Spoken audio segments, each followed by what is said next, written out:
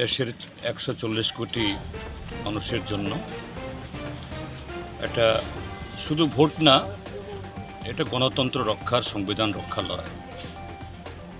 তো আমাদের রাজ্যে আজকে দ্বিতীয় পর্বের তথা আমাদের যে পূর্ব ত্রিপুরা আসনের ভোট শুরু হয়েছে। এখন অবধি আমার কাছে যা খবর যে বিশাল সংখ্যক ভোটার খুব সকাল থেকেই তারা ঘর থেকে নেমেছেন ভোট দেওয়ার জন্য।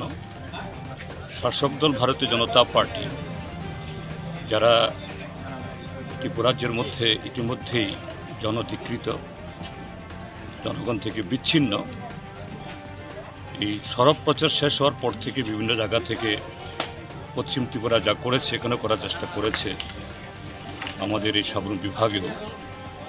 কিন্তু এখন অবধি জনগণের যে উচ্ছ্বাস, জনগণের যে মেজাজ, এটাতে তারা খুব বেশি সেরকমভাবে পশ্চিম ত্রিপুরা যেরকম করেছে এরকম করতে পারেনি বলে আমার কাছে খবর। তারপরও কিছু জায়গাতে আমাদের পোলিং এজেন্টদেরকে এই বুথে ঢোকার থেকে তারা এদেরকে বিরত করেছে। কোনো জায়গাতে প্রশাসনের তরফ থেকে অভিযোগে জানানোর পর দ্রুত অ্যাকশন নিয়েছে।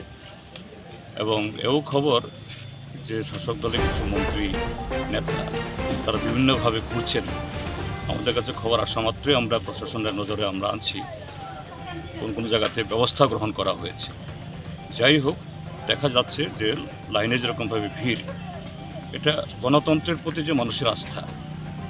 শাসক দল চায় যে মানুষ ভোট তাদের না দিক, তাদের হয়ে ছাপ্পা ভোট দিয়ে তারা সেরকমভাবে প্রতিনিধি নির্বাচিত করবে। হয়তোবা পূর্ব ত্রিপুরা আসনে এটা সম্ভব হবে না।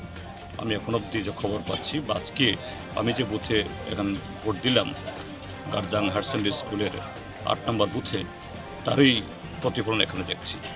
সেদিক থেকে আমি ত্রিপুরাজ্যের ভোটারদেরকে, জনগণদেরকে, রাজনীতি সচেতন মানুষকে আমি কুর্নিশ জানাবো, শেষ পর্যন্ত এটা রক্ষা করতে হবে। এখনও শেষ হয়নি, যুদ্ধ মাত্র শুরু হয়েছে, চলছে।